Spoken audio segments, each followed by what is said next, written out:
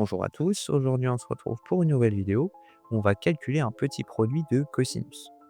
Alors qu'est-ce qu'il faut remarquer immédiatement? Bon, je pense que ça vous a relativement sauté aux yeux, c'est qu'on a un facteur en commun, si je puis dire, qui est pi sur 9. On a pi sur 9, 2 pi sur 9, 4 pi sur 9. Donc moi, la piste sur laquelle je suis parti instantanément, c'est utiliser la formule cos carré est égal à 1 plus cos de x sur 2. Comme ça, on va réussir à exprimer un polynôme de cos de pi sur 9. Et puis, bon, cos de pi sur 9, on va déduire sa valeur en utilisant la formule de Moivre et c'est plié. Le problème, c'est que cos de pi sur 9, je vous ai mis une petite démonstration à droite, eh bien, son expression, elle est pas belle. Elle n'est pas belle du tout, puisqu'en fait, c'est la solution d'un polynôme de degré 3. Alors, il s'avère que la solution n'est pas aussi immonde qu'usuellement, mais elle reste quand même impraticable pour mener à bien des calculs rapidement. Donc ce n'est pas du tout la piste qu'il faut suivre. En voyant ça, je me suis dit: «Bon, je vais regarder qu'est-ce que j'ai d'autre comme formule?» Et en fait, il y a une formule qui ici aurait dû m'interpeller tout de suite, c'est ce qu'on appelle la formule de l'angle double, qui nous dit que sin alpha fois cos alpha, c'est sin 2 alpha sur 2. C'est une formule qui est notamment assez utile dans le calcul intégral. Je pense notamment, en mécanique, parfois, pour calculer des résultantes de force ou des moments. Bref, tout ça pour dire que on peut penser que ça va, bien marcher. Pourquoi? Parce que on a un facteur 2 dans le sinus, on divise par 2. Dans nos cosinus, on a, du 2, des puissances de 2. Enfin, on ne sait pas si c'est des puissances de 2 ou des multiples de 2, mais c'est suffisant pour se dire que ça peut fonctionner. C'est vraiment la piste à privilégier en priorité, je pense.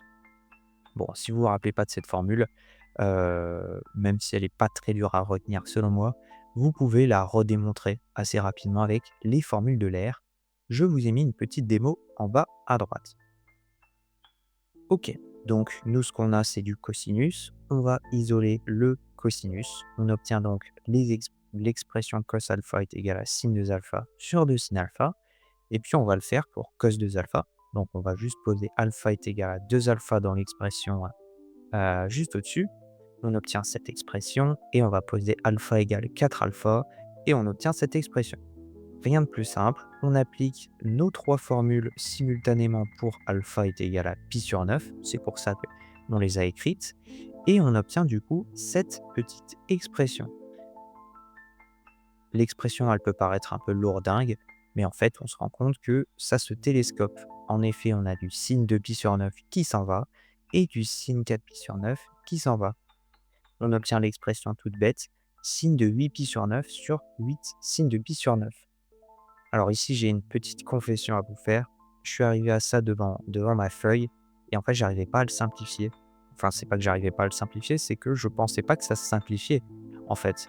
Et en fait, si vous tracez juste un cercle trigo et que vous essayez de placer les points, vous allez vous rendre compte qu'il y a une relation qui est relativement immédiate entre sin de 8 pi sur 9 et sin de pi sur 9. En fait, il s'avère que de manière pratiquement immédiate, on a que 8 pi sur 9, c'est pi moins pi sur 9. Et sin de pi moins truc ou sin de 2 pi plus truc, on a des expressions pour les simplifier. Ici, non, en l'occurrence, on a sin de pi moins x et sin de pi moins x. De manière pratiquement immédiate, avec un cercle trigo, on a que c'est sin de x. Et du coup, on a sin de pi sur 9 sur 8 sin de pi sur 9. Ça se simplifie et on obtient finalement un huitième. Voilà, donc notre produit de cosinus vaut un huitième, ce qui n'est pas du tout évident à pressentir. D'ailleurs, cette petite expression, elle a un nom, c'est ce qu'on appelle la loi de Maury, même si stricto sensu, c'est pas vraiment une loi. Ça vient d'ailleurs d'un ami d'enfance de Richard Feynman, pour ceux qui connaissent. C'est un très grand physicien. En fait, il s'avère que cos de pi sur 9, cos de 2 pi sur 9, cos de 4 pi sur 9, ce sont des nombres irrationnels. Et vous voyez que pourtant, leur produit est rationnel. Ça, c'est une petite propriété qui est assez sympa.